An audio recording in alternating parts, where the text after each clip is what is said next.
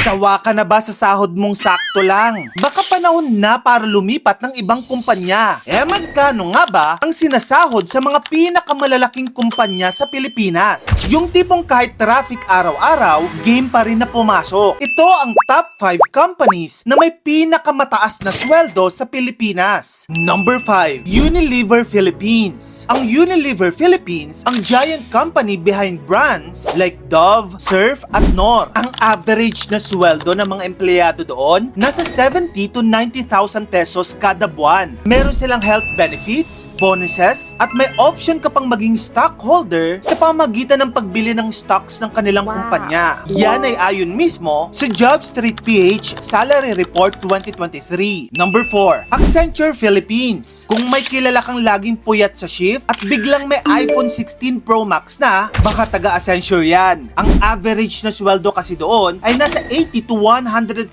pesos. IT, BPO, consulting, lahat ng techie pasok dito. May training abroad, global clients, at promotion galore. Yan ay base mismo sa Esquire Philippines at PSA Data 2023. Number 3, San Miguel Corporation. Akala mo beer lang ang San Miguel? Nako, may food, energy, tollways, airport pa sila. Ang average na sweldo ng mga empleyado doon, 90 to 120,000 pesos. Kung ikaw ay manager or engineer sa mga infrastructure projects ng San Miguel Corporation, nako pang business class ang sahod mo for sure. Number 2, Ayala Corporation. The giant company behind real estate, banking, telco, water, you name it, meron sila. Ang average na sweldo doon, nasa 100 to 130,000 pesos. Kung makapasok ka sa BPI, Globe, o Ayala Land in a leadership role, matik 6 digits yan. Ang Ayala Corporation din ay consistently ranked among the best employers in the country. Yan ay ayon mismo sa philpad.com Top Employers PH. Number 1, JG Summit Holdings. From Cebu Pacific to Robinsons Land to URC, makers of Piatos and C2,